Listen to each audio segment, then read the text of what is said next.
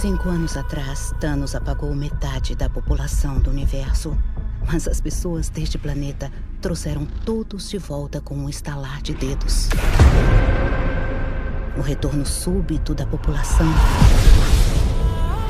gerou a energia necessária para o despertar começar.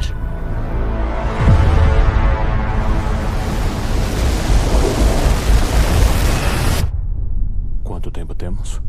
7 dias. Oi, eu sou o Casinho e estou começando mais um vídeo aqui no canal Casinho Story. Dessa vez vamos falar sobre Eternos, a crítica, mas o final explicado. Então, se você gosta desse tipo de conteúdo, já se inscreve no canal, ativa o sino das notificações para sempre que postar esse tipo de vídeo você saber, né? Sempre estar atualizado e deixa seu like. Como é que o meu canal vai ficar vivo sem like, né, gente? Pelo amor de Deus, né? Deixa seu like. Se você deixa um like, você é um nerd top, você é um nerd fera. Também deixa nos comentários sua recomendação de vídeo e deixa com a tag tô gostando. Você tá gostando do vídeo? Você tem recomendação? Pode deixar nos comentários que eu quero saber a opinião de todos vocês, tá bom? Vamos lá com esse vídeo. Eternos não é só uma lacração e faz da representatividade sua razão de ser. Exatamente. Como nos quadrinhos, a chegada iminente de um celestial à Terra coloca em risco o futuro da espécie humana e diante da ameaça colossal, os Eternos consideram até evacuar o planeta. Mas o que vocês sugerem fazer? Separar todo o mundo em casais e embarcar numa arca gigantesca? Ironiza Duende. A referência bíblica soa como piada, mas não convém não perdê-la de vista. Ainda que os personagens tenham seus nomes emprestados do panteão de deuses greco-romanos, a matriz de Eternos é essencialmente a judaico-cristã. Talvez essa seja a principal semelhança entre os filmes de Chloe Zhao e a HQ da Marvel com Jack Kirby a concebeu em 1976. No sincretismo de Kirby, os Eternos são menos como deuses olímpicos e mais como arcanjos encarregados de zelar por uma ordem divina que o precede. Não por acaso, o primeiro volume de Os Eternos equipara os vilões deviantes a anjos caídos que ganham chifres quando trocam as profundezas da terra pela superfície, uma fisionomia oportunamente infernal que, nas palavras do deviante Crew, ajudará a estilar o medo dos humanos e a desconfiança contra os Eternos. O filme dilui essa primícia, obviamente cristã, para fazer dos deviantes bucha de canhão nos combates em CGI, bestas famintas com aquele típico aspecto acinzentado e anfíbio que dificulta divisá-los nas rápidas cenas de ação noturnas. Isso não significa que o filme coloca o viés religioso de canto. Na verdade, o argumento escrito por Casey e Ryan Firpo, dois primeiros que vieram dos documentários e aqui estão estreando em longas de ficção, vai além do que Kirby concebeu nesse sentido e escolhe dois Eternos para serem nossos Adão e Eva. Ora, o que Chloe Zhao narra no Amor entre Cersei de Gaiman Chan e Caris Richard Madden é essencialmente uma versão da Queda do Paraíso. Logo, na abertura do filme, assistimos os Eternos tomando forma na sua nave, preparando-se para desembarcar na Terra. De janela, Cersei e Caris admiram a beleza azulada do planeta e se cumprimentam com circunspecção, como se fossem a primeira mulher e o primeiro homem. A trama vai e vem saltando no tempo ao longo de milênios, tendo como balizas a consumação cerimonial desse amor. Isso inclui uma já conhecida transa, e o ineditismo de cenas de sexo no MCU deixa clara a sua importância simbólica para a história de Cersei e Caris, desde o início carregada de sacralidade. Nada disso escapa à atenção de Chloe Zhao, pelo contrário, é uma quase obsessão. As paranômicas, os ângulos baixos da câmera e os efeitos de contraluz carregam o mundano de uma espiritualidade solene.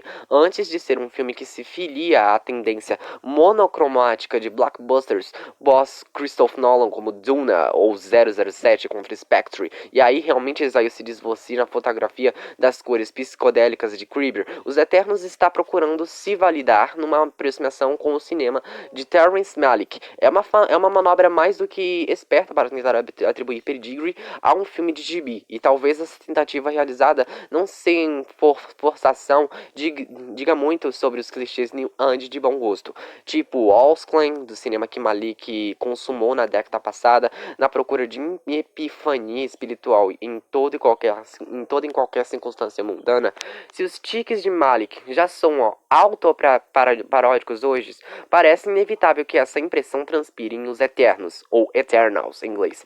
Um filme que não tem um diretor de fotografia de calibre de Emanuel Lubezki para se defender. Na verdade, nem mesmo o diretor da fotografia habitual de Zayas teve vez aqui, porque Joshua James Richards foi rebaixado a operador de câmera e quem assina a fotografia do filme é um dos contratados da Marvel, Ben Davis, em seu quinto longa no MCU. O resultado é um inevitável desencontro visual, atestado em GIFs que já circulam no Twitter para ridicularizar erros de continuidade entre CGI e live action. A frustração de ver na tela essas evidências de má direção pode, dependendo da tolerância do espectador, ser compensada ou não pelo texto e suas analogias. Elas nunca ficam literais demais, ainda que se trate de um filme de autores sensíveis, entre aspas, egressos do indie, que deixam claro que estão fazendo um filme sobre tanta insensibilidade, uma forma encontrada em Uns Eternos, para balancear as coisas, o desarmar um pouco essa unidade e assumir que Kingo e seu companheiro Karen são alívios cômicos de linguagem, realizando dentro do filme um outro filme de caráter paródico. O fato de os dois virem de Bollywood e, portanto, são só o produto estrangeiro ser possível na piada, não hollywoodiano, e é certamente uma hipocrisia, mas isso não impede Os Eternos de ficar mais leve, inclusive no lado espiritualizado com as tiradas tilelês de Karun. De resto, talvez seja um alívio para muitos saber que a preocupação de Os Eternos com questões de representatividade não é mera lacração. Ao contrário da sinalização de virtude em outros filmes do MCU, o exemplo hoje mais notório é a cena casuística de sororidade em Girl Power na Batalha de Vingadores Ultimato. Aqui a problemática é inerente à história, aos conflitos que os personagens enfrentam entre si. Aliás, Os Eternos parece ser um avanço em filmes de super equipe, porque não se trata mais de dar a cada integrante seus minutos contados de glória, e sim de conceber uma trama em que a própria dinâmica entre os integrantes seja chave para a narrativa. E voltamos a Cersei e Caris, porque para além do casal do Éden, os Eternos são formados ainda por outras 8 pessoas. Uns mais do que outros são evidentes avatares de minorias, mas todos reagem ao fardo de serem imortais, testemunhando a morte na Terra sucessivas vezes ao longo dos milênios. Zack Snyder tem a cultura greco-romana com referência, então nos seus filmes talvez essa situação generasse insensibilização. Fácil, a perda da vontade é a principal fonte de sofrimento que paira sobre um homem na ordem do mundo greco-romano. Conta a psicanalista no livro Reinvenção da Intimidade, enquanto na ordem judaico-cristã o que assola o homem é a perda da fé. O que vai separar entre os super-heróis e os eternos é a crença, a falta dela ou transformação dessa crença em outra coisa. A certa altura fica bastante fácil antever diante da morte de Deus, entre aspas, que serão os dogmáticos e quem serão os progressistas. Uma dica: privilégios heteronormativos. Pesados os prós e os contras do trabalho de Chloe Zhao, é preciso reconhecer que o filme incorpora dilemas de inadequação,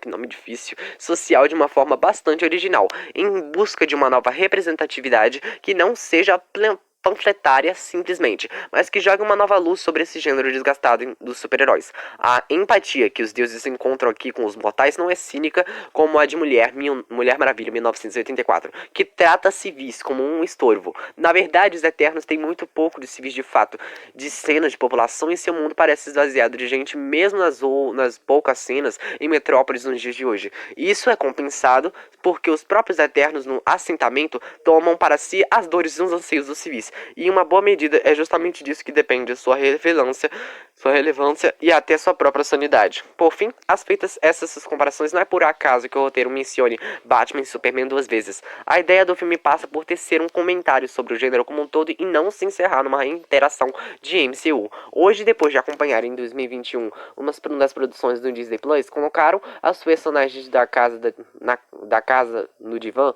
de WandaVision e a Loki, parece um passo compreensível para a Marvel Studios. E apesar de seus momentos ocasionais de pompa e auto-importância, Os Eternos faz esse juízo sobre o estado de cinema de super-heróis até que de forma graciosa.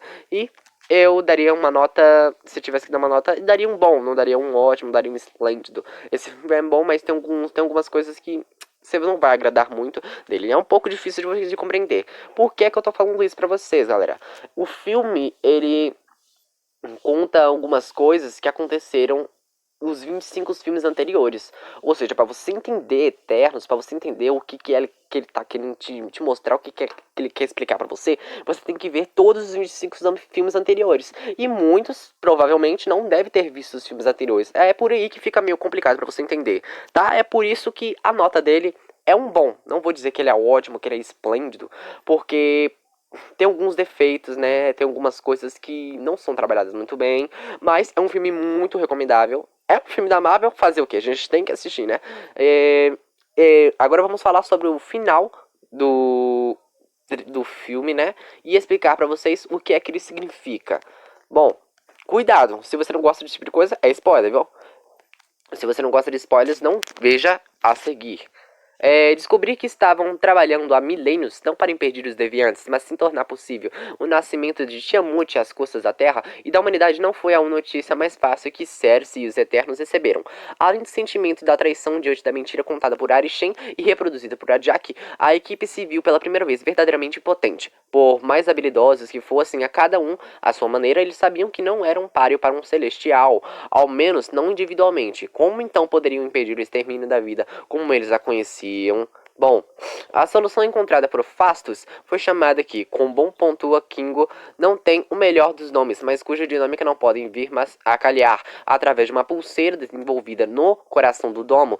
A nave que os trouxe para a Terra 7.000 anos atrás, o Eterno encontrou uma maneira de criar uma conexão entre todos os membros da equipe. Desse modo, eles podem prestar seus poderes a um único indivíduo da corrente e assim eles teriam uma chance contra Tiamut. A Unimente, porém, é parte da mitologia dos Eternos há muito tempo. Jack Kirby a apresentou ao público em 1977 na edição de número 12 do Gibi, e ela apareceu ao longo das publicações em situações variadas, geralmente quando a equipe estava diante de possibilidades dos Celestiais destruírem tudo. A regra é que o líder do grupo é um dos únicos capazes de conjurar essa mente coletiva. Nos quadrinhos isso significa na maioria das vezes que é a função de Tena ou da Ikaris. No filme, porém, essa não é o caso. Como fica estabelecido na reta final do épico, por mais que seus pares os respeitem enquanto líder Ikaris é o responsável pela morte de Ajak, ele acreditava tanto na sua missão original que foi capaz de justificar a execução da sua até então mentora para garantir o bom caminhar dos planos de Arishem e dos demais celestiais. Ajak, no entanto, tomou uma última decisão esperta. Deixa seu posto de herança para Cersei por ver na empatia da personagem uma força importante para pôr um ponto final no ciclo da destruição a quem serviu por milênios. Vale dizer que Tena sequer é cogitada porque há séculos de lida como uma condição chamada Mar-Wiri. É um pouco difícil a pronúncia. Isso é, do mais absoluto nada ela perde o controle de si mesma por causa de uma espécie de bug da última tentativa dos Celestiais de apagarem sua memória. Por isso, ainda que inicialmente Cersei tente terceirizar a responsabilidade de Unimente para Druig, por causa do poder dele, lembra? Ele é capaz de controlar o pensamento dos seres à sua volta, então poderia convencer Tiamut a permanecer dormente. Fica nas mãos dela a missão de parar o nascimento do Celestial. E assim ela o faz. No entanto, é importante salientar um dos motivos centrais para que isso tenha sido possível. Mais do que se conectar aos seus pares, a Unimente, conjurada por Cersei, estabeleceu laços com o próprio Tiamut. Como os membros remanescentes da equipe entendem ao final da batalha, esse fato não foi por acaso. Na realidade, a sobrevivência do grupo após tantos planetas destruídos se deve justamente a esse laço que estabelecem com um celestial recém-nascido da vez. Com o que sobra do poder coletivo, Cersei realiza o sonho de Duende e a transforma em humana, destituindo a seus poderes, mas garantindo que ela poderá envelhecer. Mas essa não é uma única perda na equipe. Decepcionado com suas trações consecutivas, Ikaris voa rumo ao sol no que parece ser uma tentativa de suicídio. O momento, um aceno à história de Charon na mitologia grega, não garante, porém, que essa tenha sido a última vez que veremos os personagens de Richard Madden. Ele é, afinal de contas, um ser criado artificialmente pelos celestiais. Logo, não seria improvável que uma versão dele voltasse a aparecer no MCU, se assim fosse a vontade de Arishem e companhia. Além disso, acontece uma fissura dentro da equipe. Enquanto Tena, Druig e Makari partem para o espaço em uma tentativa de revelar aos outros Eternos dos cosmos os planos reais dos Celestiais, Cersei, Phastos e Kingo preferem ficar na Terra e viverem suas vidas. Os próximos passos do primeiro trio são sugeridos logo na primeira cena pós-créditos do filme e a aparição de um surpreendente aliado. Mas sobre isso em breve. Já o destino dos demais é um grande mistério, isso porque os três foram sequestrados por Arishem aos olhos da humanidade, na promessa de que suas memórias seriam analisadas para fazer o chamado julgamento, ou seja, decidir se a Terra será preservada de fato ou exterminada. Com tantos ganchos, é inevitável que a Marvel se proponha a fazer uma sequência. Até lá, Eternos segue em cartaz nos cinemas.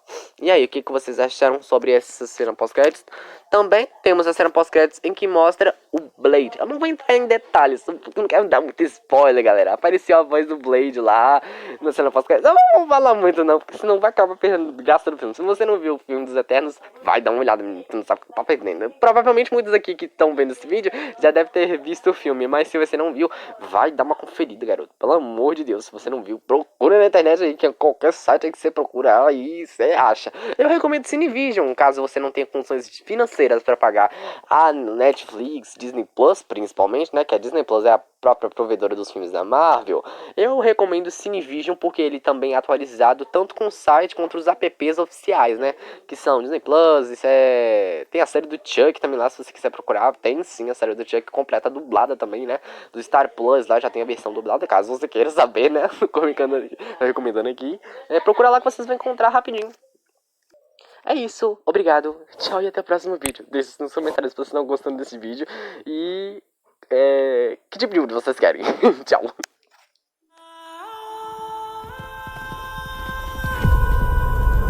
Cinco anos atrás, Thanos apagou metade da população do universo. Mas as pessoas deste planeta trouxeram todos de volta com um estalar de dedos. O retorno súbito da população gerou a energia necessária para o despertar começar.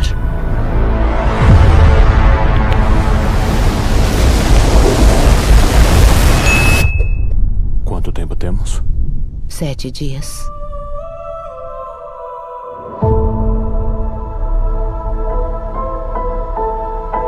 Somos Eternos. Viemos para cá há 7.000 anos. Para proteger os humanos dos deviantes.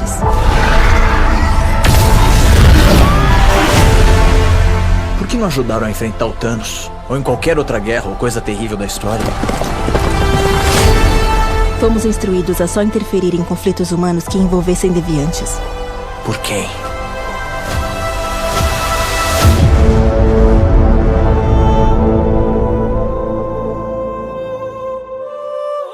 Temos que achar os outros. Não vejo alguns deles há séculos. Oi. Olá. Se o fim do mundo vai ser assim, vamos sentar na primeira fila. Sabe o que nunca salvou o planeta? Seu sarcasmo.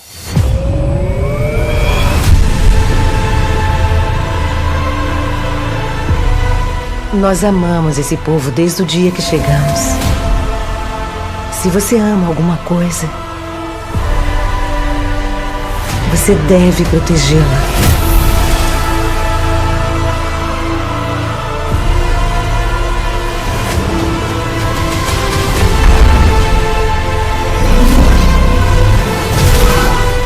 Não podem proteger.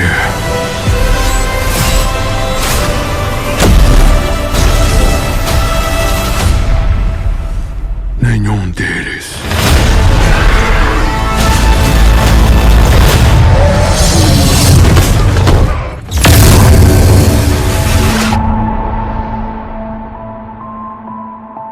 Aposto que construiu o abrigo perfeito. Isso aqui é feito do quê? Vibranium? Não!